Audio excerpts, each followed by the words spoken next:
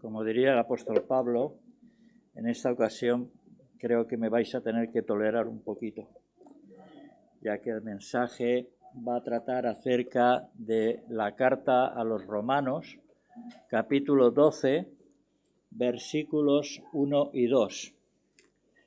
Parecen cortos, pero están llenos de mucho contenido. Dice así, os invito a que me sigáis con la lectura.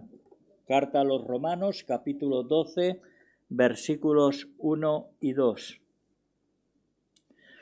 Dice, así que, hermanos, os ruego por las misericordias de Dios que presentéis vuestros cuerpos en sacrificio vivo, santo, agradable a Dios, que es vuestro culto racional. No os conforméis a este siglo, sino transformaos por medio de la renovación de vuestro entendimiento, para que comprobéis cuál sea la buena voluntad de Dios, agradable y perfecta. Los primeros 11 capítulos de la carta a los Romanos, si las leemos, veremos que están llenas de doctrina. Pero, como suele hacer el apóstol Pablo, ahora a partir del capítulo 12, nos presenta al creyente creciendo en madurez. Y en este capítulo 12 aparecen tres verbos significativos, importantes, por donde el apóstol Pablo va a moverse. Y estos tres versos son, en primer lugar, servir, vivir y crecer. Desde el capítulo 1 hasta el capítulo 11, el apóstol Pablo ha ido desarrollando paso a paso, argumento tras argumento, la cuestión del Evangelio. Y, evidentemente también, pues, el tema o el plan de salvación. Pero ahora nos lleva a la conclusión donde hace referencia al comportamiento consecuente, como hemos leído en el versículo 1, las misericordias de Dios. Y lo trascendente del Evangelio es que Dios no nos dejó en una condición de desamparo, sino que a través de su Hijo, el Señor Jesucristo, nos facilitó la salvación, es decir, puso a disposición del ser humano la liberación del pecado. Así pues, Pablo va a desarrollar el aspecto de que todos somos pecadores, bajo la perspectiva de que el ser humano está bajo la condenación. De manera que la persona necesita, evidentemente, la gracia salvadora de Dios. Así que la justicia aceptable se alcanza por medio de la fe en Cristo. En esos 11 capítulos el apóstol Pablo ha ido hablando, desarrollando, y vemos varios apartados como son la justificación por la fe, obteniendo paz por medio de Jesucristo. Esto lo explica ya en el capítulo 5, empezando en el versículo 1. Otro apartado que encontramos es la misericordia.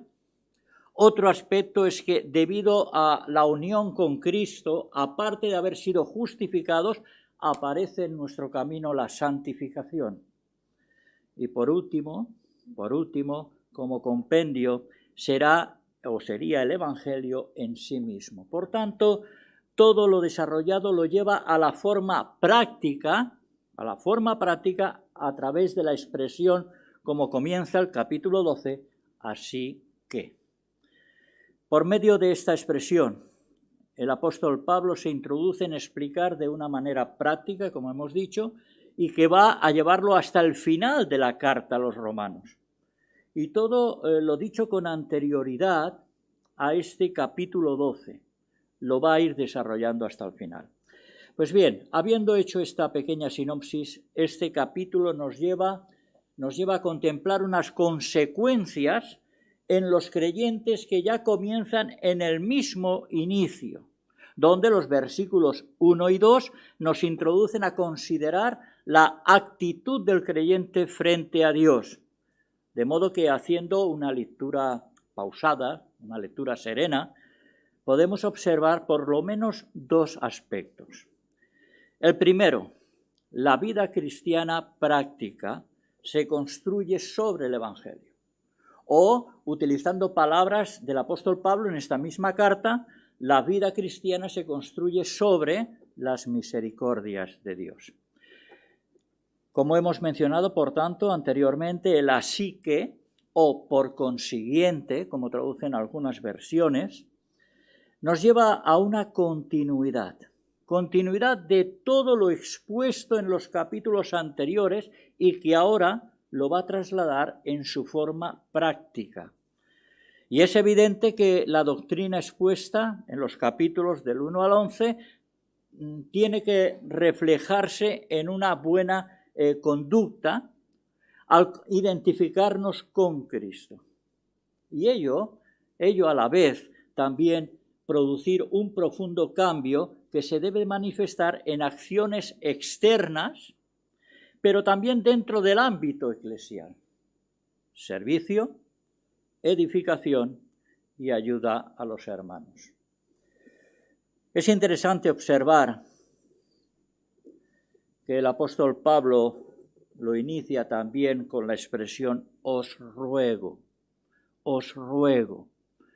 Y esta expresión que utiliza el apóstol Pablo viene acompañado, como ocurre en toda la Escritura, de un afecto entrañable. Pero al mismo tiempo, y no se puede olvidar, revela en sí misma la exhortación. En el versículo 1, este ruego, este os ruego, esta exhortación no está dicha porque sí. Tiene una razón de ser. Y es que a partir de aquí en adelante van a estar relacionadas con todo lo que el apóstol Pablo ha venido hablando acerca y sobre el Evangelio. Así que, y esto es importante, Pablo nos lleva a ver que lo primero es el Evangelio y luego las exhortaciones. Y en este caso podemos decir que el orden de los factores sí que altera el producto, porque no pueden ir primero las exhortaciones y luego el Evangelio. O dicho con otras palabras, no podemos exhortar sin antes presentar a continuación el Evangelio. No podemos exhortar y presentar lo que Dios ha hecho por medio de su Hijo, con el propósito de que la persona pudiera obtener esa reconciliación con el Padre, una reconciliación que, como sabemos, fue rota en el principio por desobediencia en el Edén.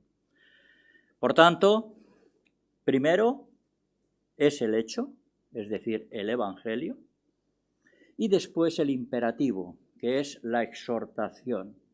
Y un ejemplo muy simple para que lo podamos entender sería, si digo José tiró el vaso, ahí estamos hablando, estamos diciendo un hecho, José tiró el vaso.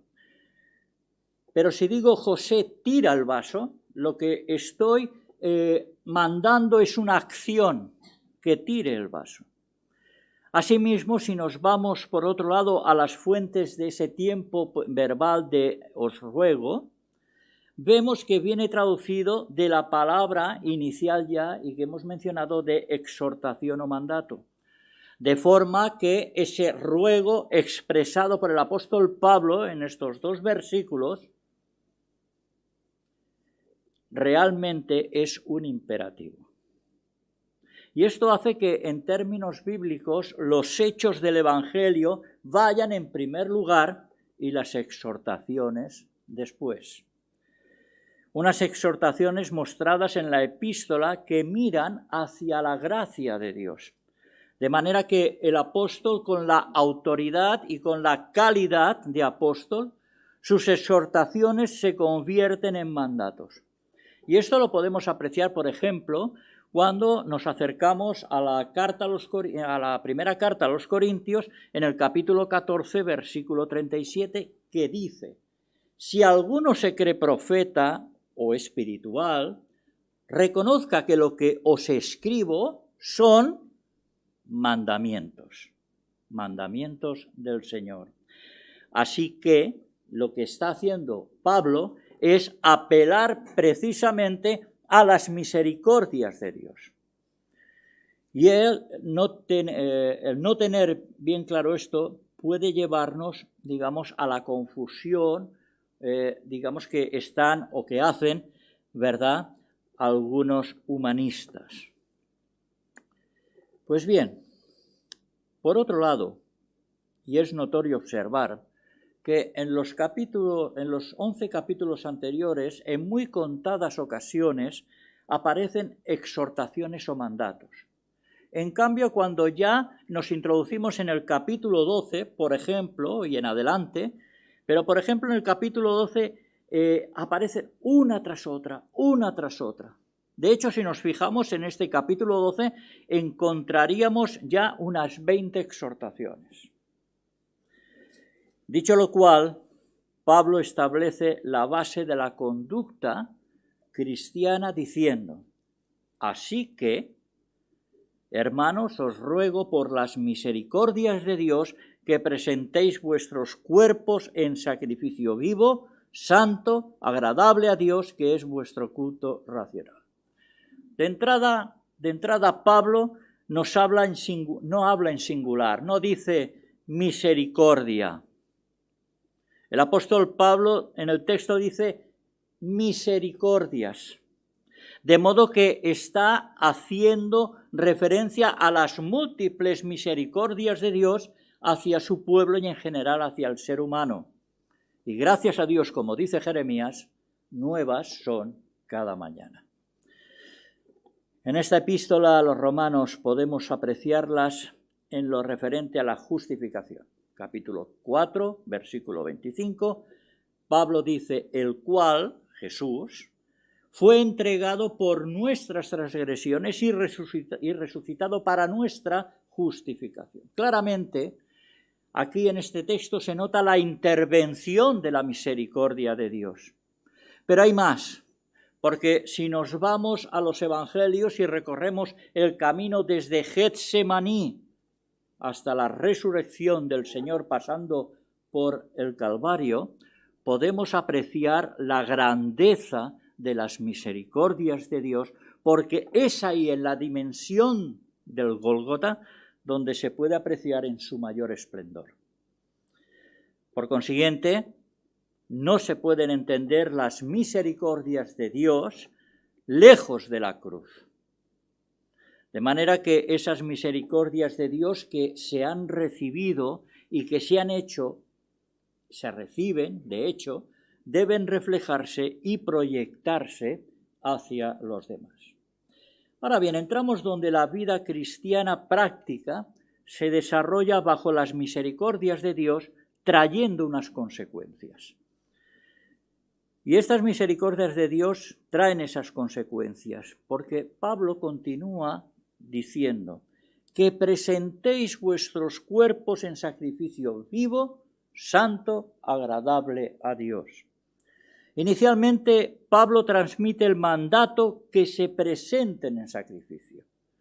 Y este término de presentar, que en griego es paristemi, lo cual se empleaba con frecuencia para, digamos, aludir al acto realizado por un sacerdote cuando colocaba una ofrenda sobre el altar, podemos apreciar, por tanto, que transmitía la idea de rendir o de entregar.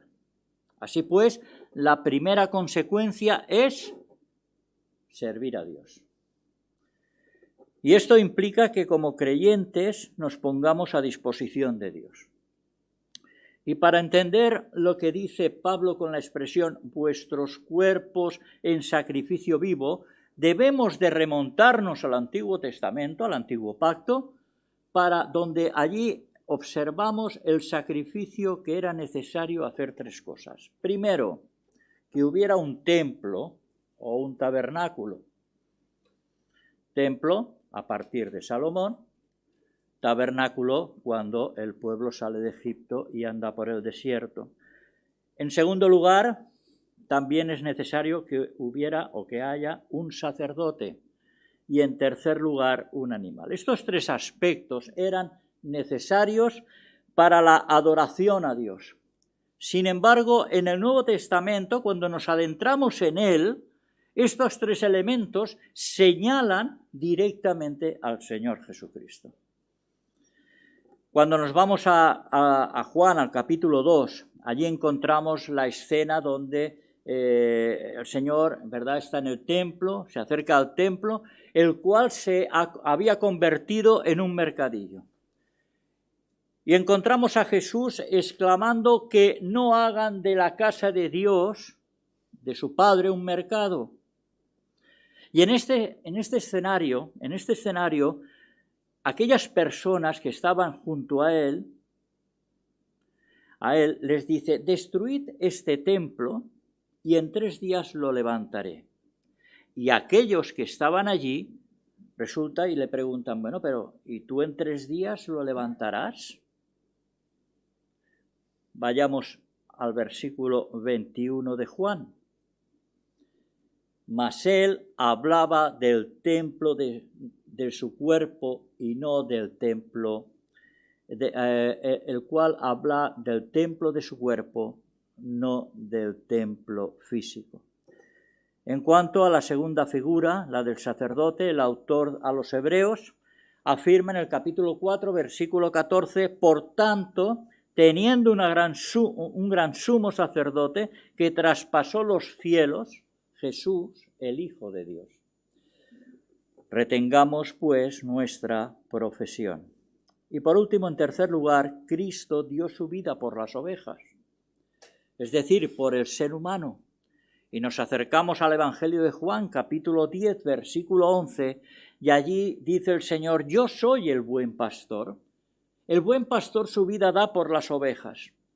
Y si retrocedemos al capítulo 1, versículo 29, en boca de Juan el Bautista, refiriéndose a Jesús, le dice: he aquí el Cordero de Dios que quita el pecado del mundo. Pablo insta a que todos los creyentes presentemos nuestros cuerpos en sacrificio vivo.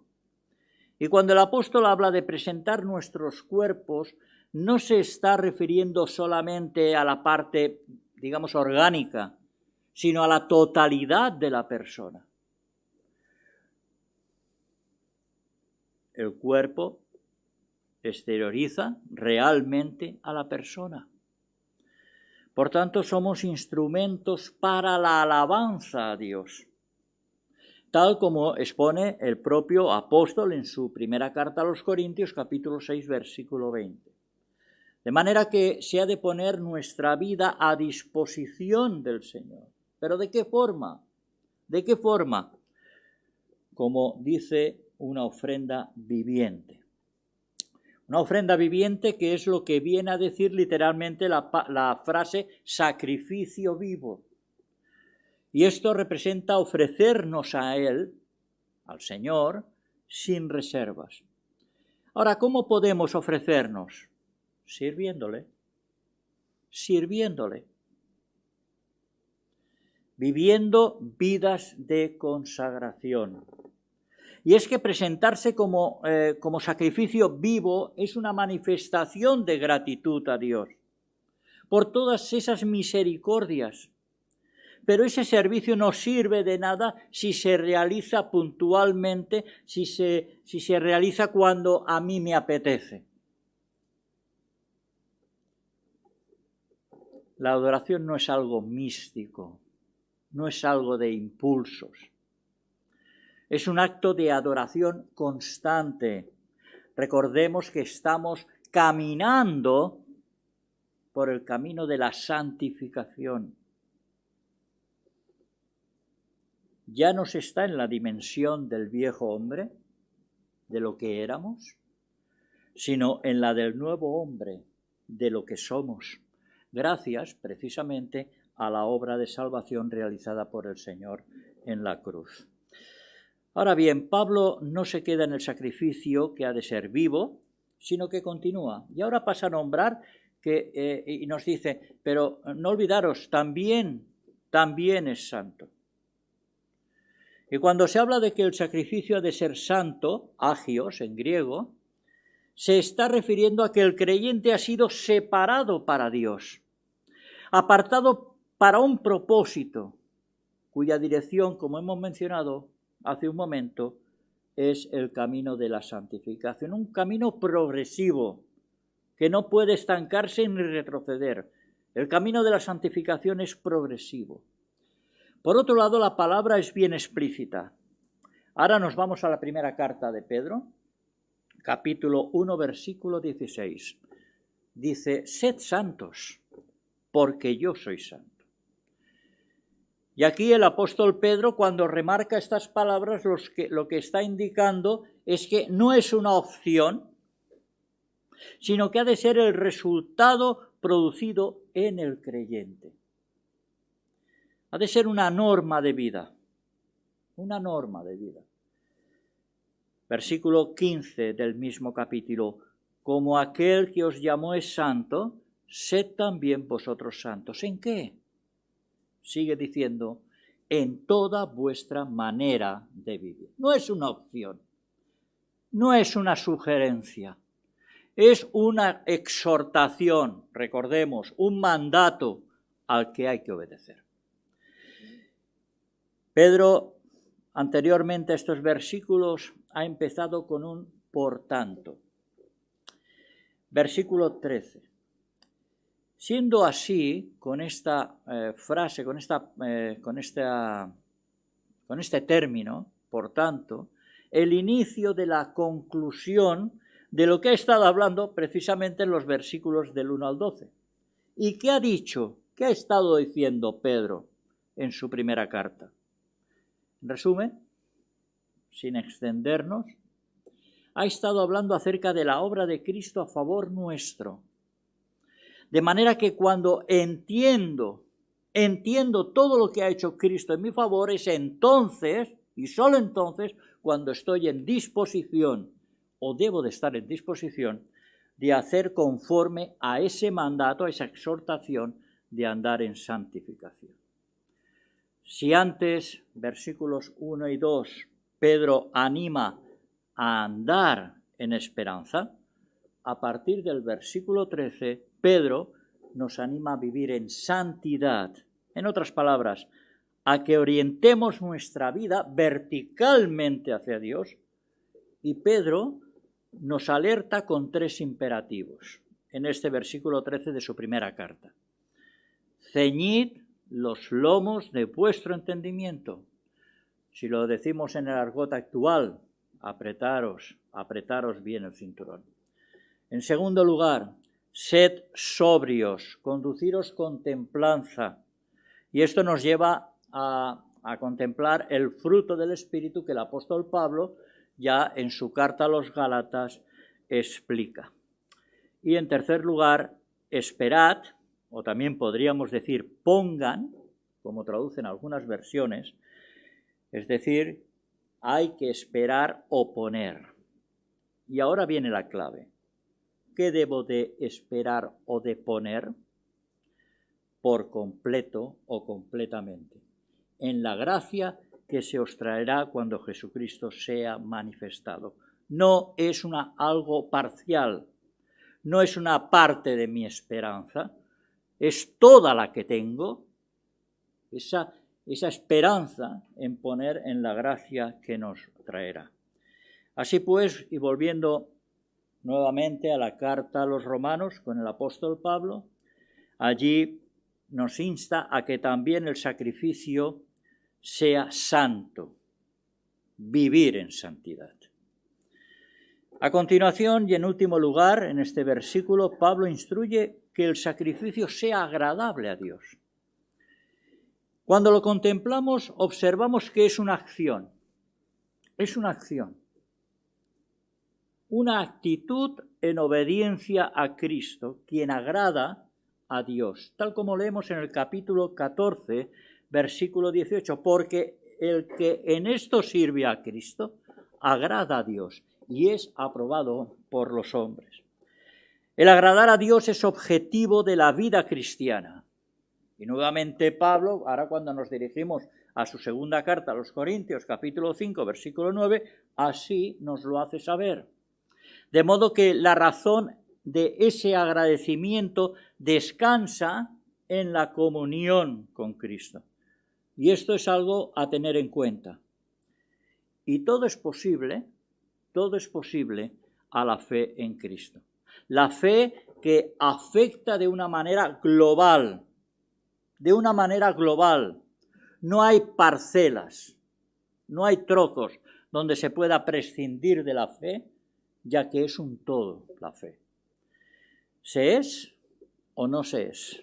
No hay ni debe de haber medias tintas. Pero hay más. Pablo ahora manifiesta que todo el sacrificio nombrado, vivo, santo y agradable a Dios, todo este comportamiento constituye el culto racional o espiritual.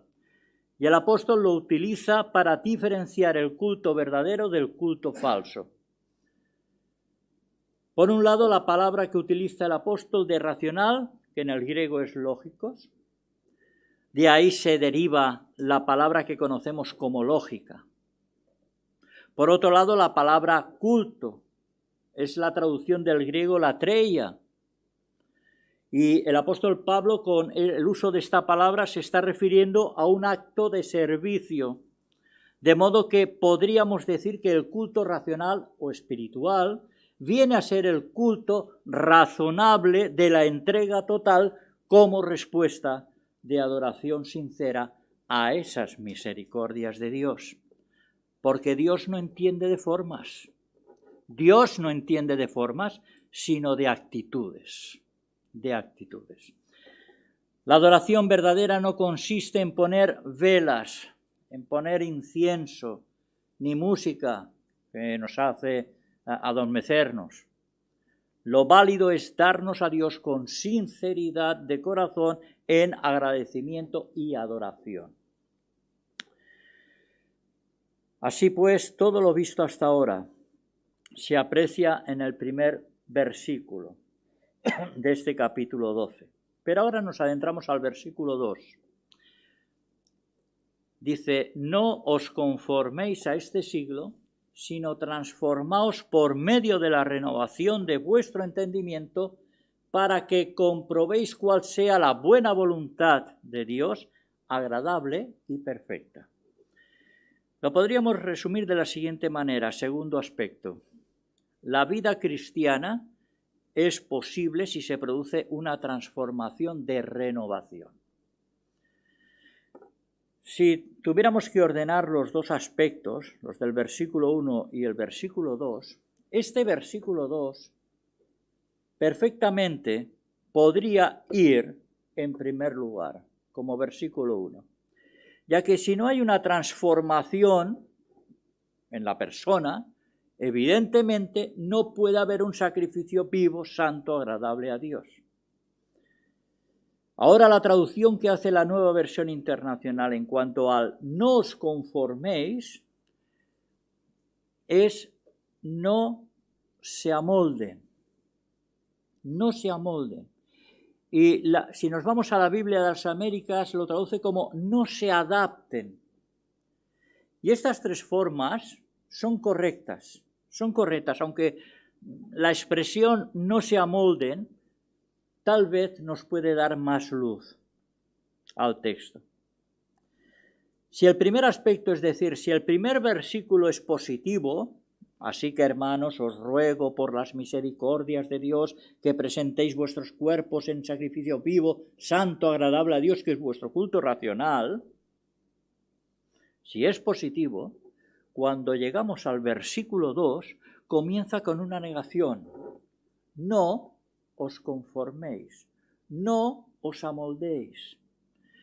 Sin embargo, el texto griego comienza, y esto es importante, cuando nos vamos a las fuentes del texto, comienza con la conjunción y, haciendo, por tanto, de enlace, de continuidad y de vinculación con el versículo 1. Y esto sí que es interesante tenerlo presente. Al creyente inicialmente se le exhorta primero a ofrecerse en un sacrificio, hemos visto, viviente, y después a no conformarse o no amoldarse al mundo. Y en este versículo encontramos dos imperativos. No conformarse con los hábitos y costumbres del mundo, no os conforméis. Y en segundo lugar, nos invita a transformarse haciendo un giro de mentalidad propio de una mente renovada. Así que Pablo insta a no seguir el patrón que marca el mundo, donde muchas veces es sutil, como si no tuviera importancia las cosas, ¿verdad? Y así oímos frases como, si no pasa nada, tú tranquilo que no pasa nada. O mira, ¿sabes qué? Esto está muy de moda, yo controlo. Pero ¿qué podemos decir sobre las falsas doctrinas y los falsos maestros?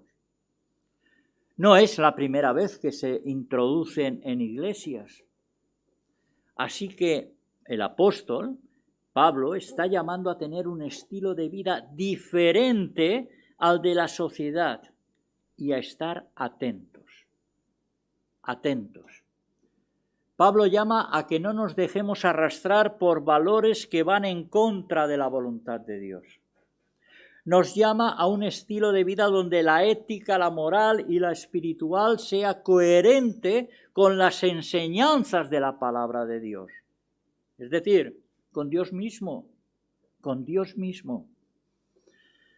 Ahora bien, con todo esto, Pablo no está diciendo que debamos irnos a una montaña solitaria, como antiguamente sucedía, como hacían los anacoretas. Pablo no dice tampoco que debemos de aislarnos, porque eso iría en contra de la enseñanza del Señor.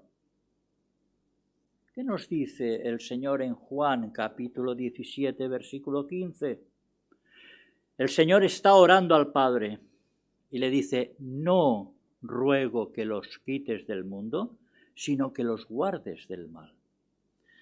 Jesús es ejemplo, pues, de no conformarse al comportamiento de su tiempo.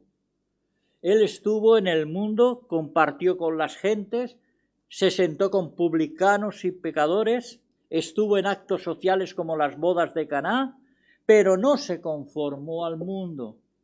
Así que siguiendo sus pasos, los creyentes no debemos conformarnos, en palabras del apóstol Pablo, a este siglo, porque en Cristo somos hechos libres. Hemos sido llamados a vivir una vida de fe, una vida de santidad, una vida de obediencia, a diferencia de los demás de la sociedad que viven esclavizados sin darse cuenta de sí mismos. Por otro lado, el apóstol sigue dando instrucciones. Y una vez ha llamado a no conformarse, ahora exhorta a la transformación y dice, sino transformaos por medio de la renovación de vuestro entendimiento. Y aquí el verbo transformar, que en griego es metamorfos, significa metamorfosis. Y ello indica un cambio profundo, radical, 360 grados. Y el ejemplo clásico lo vemos, ¿verdad?, en la oruga, que a lo largo del tiempo se transforma en mariposa. Así nos acerca el apóstol Pablo. Además, fijémonos que el tiempo verbal está en presente imperativo, por lo que denota que es un presente que lleva continuidad, de manera que equivale a decir, déjate o dejaos transformar. La santidad no consiste en un cambio solamente de conducta, sino que hay que dejar que el Evangelio entre en nuestra mente y ponga en nosotros una nueva forma de pensar, unos nuevos valores coherentes con la palabra de Dios. No con mi pensamiento, no con mi criterio, con la palabra de Dios. Y es que la transformación es una operación que realiza el Espíritu Santo y que emana, que fluye del propósito de Dios. Y dice Pablo en el capítulo 8, versículo 2, porque la ley del Espíritu de vida en Cristo Jesús me ha librado de la ley del pecado y de la muerte. Esta acción de transformación del Espíritu Santo es la que los creyentes debemos dejar que obre en nuestros corazones y transforme verdaderamente las vidas. Ahora bien, el apóstol Pablo no se queda en esto. Él sigue exponiendo. Continúa diciendo ahora que esa transformación sea por medio de la renovación de vuestro entendimiento, es decir, de vuestra mente. ¿Qué quiere dar a entender el apóstol con estas palabras? Pues que esa renovación debe producir un cambio en la manera de pensar. Por tanto, renovarse es cambiar la perspectiva que existe y dar un giro total al pensamiento anterior de cuando se vivía sin Cristo. Para que se produzca, pues, una renovación, inicialmente ha de existir una transformación. Si no hay una transformación, no puede haber una renovación. Además, la renovación de la mente se produce porque ha tenido lugar, por la gracia de Dios, un cambio. Esto por un lado. Por otro lado, el renovarse produce una renovación en las acciones. No es algo puntual, es cambiar actitudes. De modo que hay que dejar que el Evangelio transforme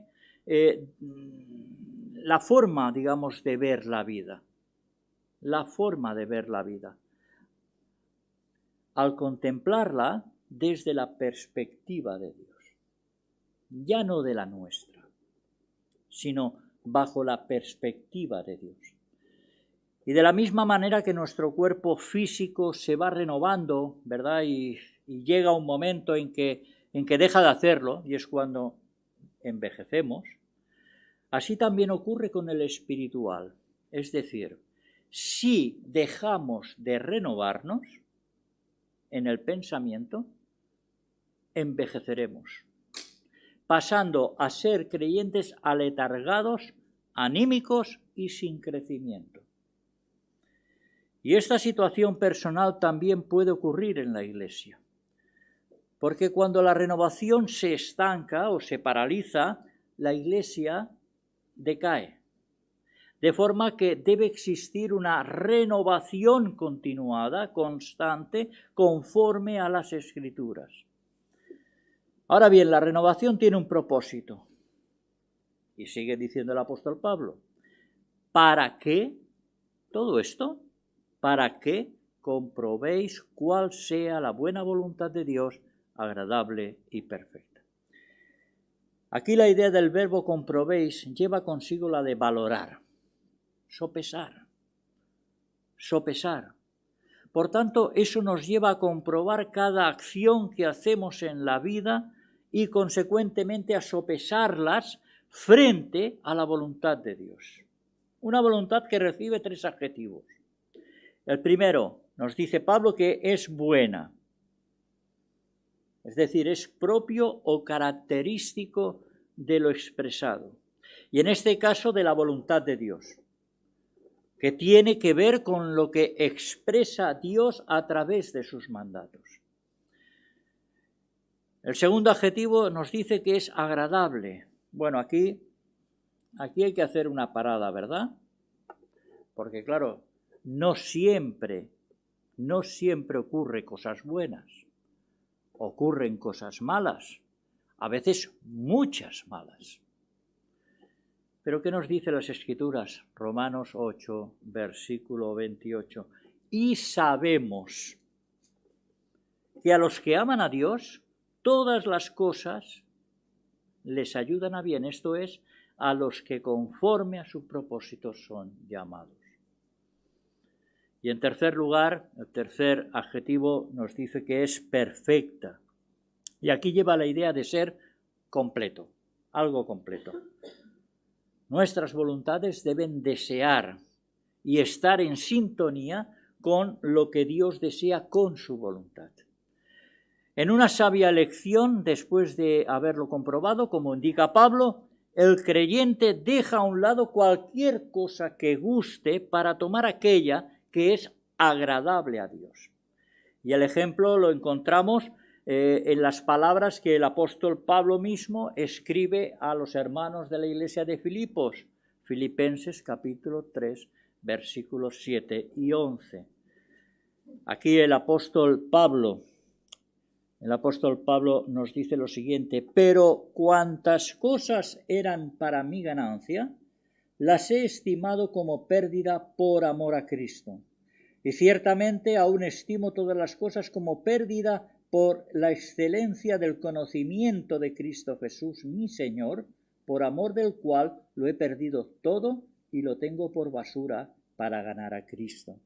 Y ser hallado en él, no teniendo mi propia justicia, que es por la ley, sino la que es por la fe de Cristo, la justicia que es de Dios por la fe, a fin de conocerle y el poder de su resurrección y la participación de sus padecimientos, llegando a ser semejante a él en su muerte, si en alguna manera llegase a la resurrección de entre los muertos. Conclusión. Los 11 primeros capítulos de la carta a los romanos, inicialmente hemos comentado que están llenos de doctrina y que a partir de este capítulo 12 el apóstol Pablo inicia la sección exponiendo la práctica de lo que ha estado diciendo y enseñando. Al leer todo el capítulo 12 hemos dicho que destacan 3 verbos a tener en cuenta: vivir, servir y crecer. Y es bajo estos verbos que podemos contemplar la profundidad de la carta a los romanos. Asimismo, los versículos 1 y 2 que han servido de sermón en esta mañana nos han llevado a considerar la actitud del creyente frente a Dios. Así que, como primer aspecto, nos hemos introducido en que la vida cristiana práctica se construye sobre el Evangelio, o, en palabras del apóstol Pablo, de la misma carta, la vida cristiana práctica se construye bajo las misericordias de Dios. En él, el apóstol ha expuesto cómo el Evangelio va delante de la exhortación y no la exhortación delante del Evangelio. Por otro lado, hemos apreciado que la vida cristiana se desarrolla bajo las misericordias de Dios, trayendo unas consecuencias, como que debemos ponernos al servicio de Dios y presentar nuestra vida, nuestro cuerpo, en sacrificio vivo, santo, agradable a Dios. Más adelante, una vez el apóstol Pablo ha llamado a no conformarse, nos ha exhortado a una transformación. Y esto da paso al segundo aspecto que hemos tratado, que en el versículo 2, en cuanto a que la vida cristiana es posible si se produce una transformación de renovación. Ahora bien, para que haya esa renovación, primeramente hemos visto que ha de existir una transformación que ha de llevarnos a una renovación auténtica, como enseña el apóstol Pablo en estos 2 versículos. Pues bien, así que, hermanos, os ruego por las misericordias de Dios que presentéis vuestros cuerpos en sacrificio vivo, santo, agradable a Dios, que es vuestro culto racional. No os conforméis a este siglo, sino transformaos por medio de la renovación de vuestro entendimiento, para que comprobéis cuál sea la buena voluntad de Dios, agradable y perfecta. Así pues, que todas las áreas de la vida reflejen el servicio y la transformación que el Evangelio, la gracia y la misericordia de Dios han hecho en nuestras vidas. Que el Señor nos bendiga.